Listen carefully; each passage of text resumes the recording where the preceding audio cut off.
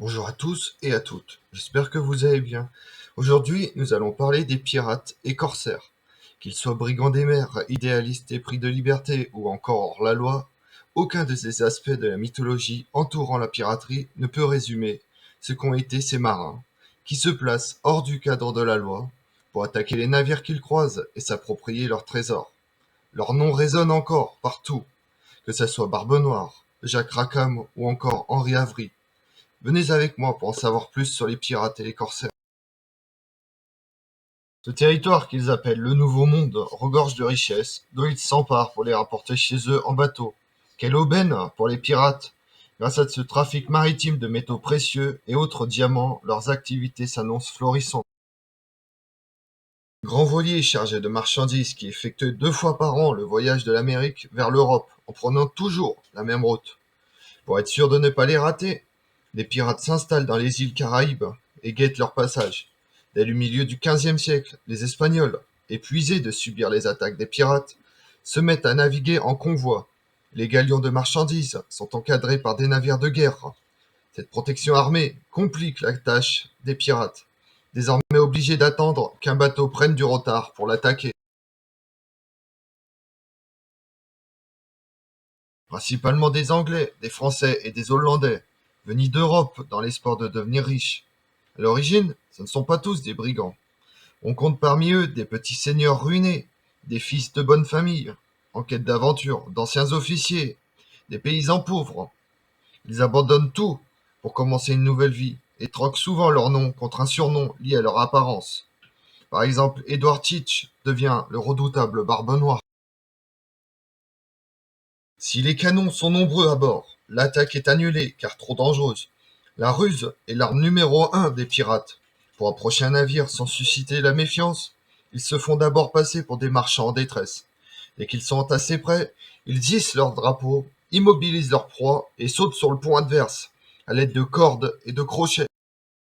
Même si le pavillon noir avec une tête de mort et 2 os disposés en croix est le plus connu, pourtant, ce motif, appelé Jolly Rogers, n'existe que depuis le XVIIIe siècle et appartient à un pirate. En effet, chaque pirate arbore son propre pavillon, que ce soit une tête de mort avec un os, une tête de mort avec 2 épées, ou encore un cœur ou une main.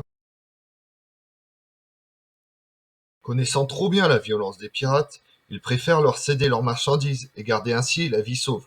S'ils décident toutefois de résister, les combats sont sanglants et les pertes humaines importantes. On raconte par exemple que le pirate Jean-David No, surnommé l'Olonnais, aurait fait arracher le cœur d'un marin pour le faire manger à un autre. C'est-à-dire qu'il pille tout le chargement du bateau, de l'or, de l'argent, des pierres précieuses, aussi de la nourriture et des boissons. Ils sont très organisés et pour éviter toute dispute, ils prévoient à l'avance le partage du butin, dans une sorte de contrat appelé la chasse-partie. Un pourcentage est prévu pour le gouverneur de l'île sur laquelle résident les pirates, puis la plus grosse partie est réservée au capitaine. Ensuite, la portion diminue en fonction du rang de chacun sur le navire. Les blessés reçoivent même un peu plus que les autres pour compenser la perte d'un membre, une jambe, un bras ou un œil. Cependant, il ne faut pas se faire d'illusions. Les trésors des pirates enfouis sous terre sont très rares.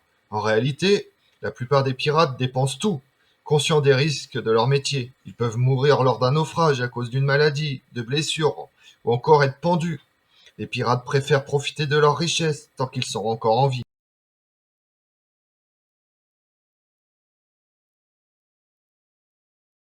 Ils sont ainsi toujours prêts à l'attaque si un galion vient pointer sa proue à l'horizon.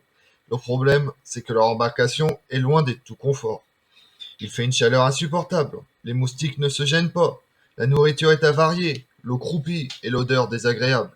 Les produits frais ne pouvant être conservés plusieurs semaines, les pirates mangent de la viande séchée, des légumes secs et des biscuits. Ainsi, dépourvus de fruits et légumes frais, l'alimentation des marins manque cruellement de vitamine C. Cette carence peut entraîner le scorbut, une maladie mortelle, se manifestant par de terribles maux de ventre et la perte des dents.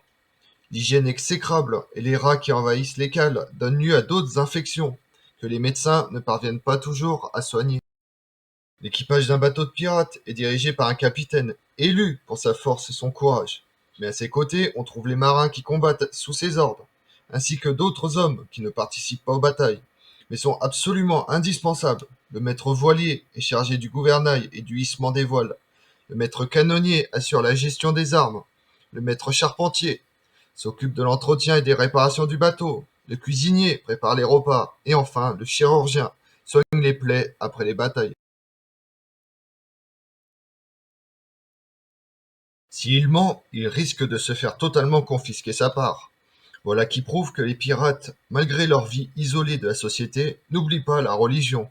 Ils n'hésitent cependant pas à mêler des croyances chrétiennes avec des superstitions. Par exemple, il est interdit de prononcer à bord le mot lapin, animal qui dévore le bois et les cordages, et corde, objet qui sert à frapper et à pendre. Au XVIe siècle, un nouveau type de bandits des mers voit le jour, les corsaires.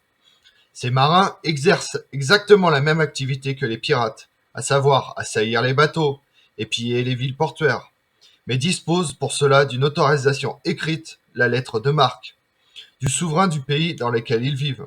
Tandis que les pirates sont des hors-la-loi, agissant pour eux-mêmes, les corsaires travaillent en toute légalité.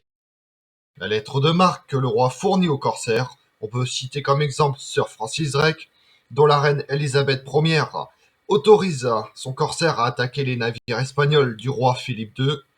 Chaque corsaire avec une lettre de marque a l'autorisation d'effectuer des courses, c'est-à-dire des expéditions en mer, ayant but d'attaquer des navires étrangers.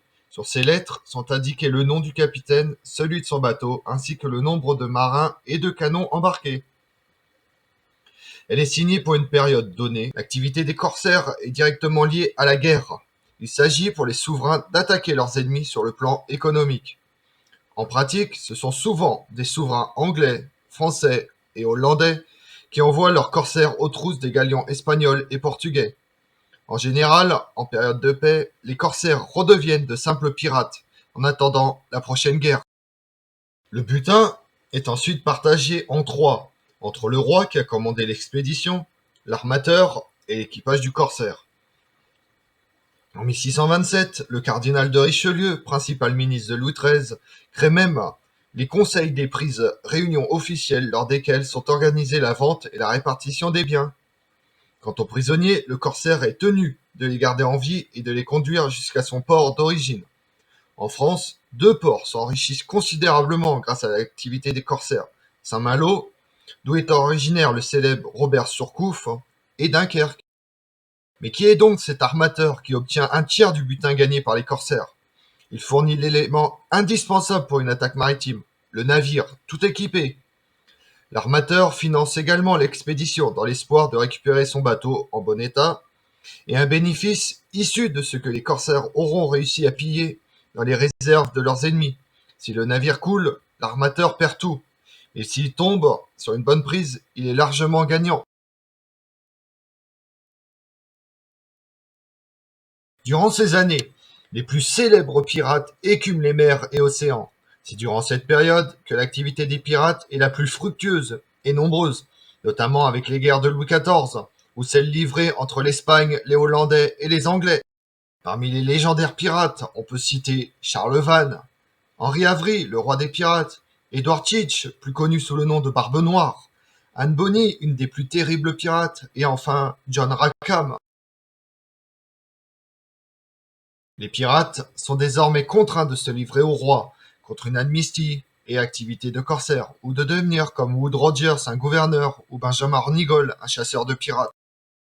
En outre, des Français, des Anglais et des Hollandais sont désormais installés en Amérique et disposent de flottes puissantes qui luttent contre les pirates. Dès 1720, des lois anti-pirates se multiplient. Ces derniers s'en vont tenter donc leur chance dans l'océan Indien. Quant aux corsaires, leurs activités continuent jusqu'au début du XIXe siècle, puis disparaissent totalement en 1856. Comme on l'a vu, malgré les légendes entourant les figures de Barbe Noire ou de Sir Francis Drake, la vie de pirate ou de corsaire n'est pas de tout repos, et se trouve loin de l'image propagée par le cinéma ou la littérature. Je vous remercie d'avoir suivi cette vidéo en ma compagnie. Pour connaître mes autres vidéos, retrouvez-moi sur ma chaîne YouTube, Tout sur l'Histoire avec Damien, et pensez à liker, commenter et vous abonner. Je vous remercie.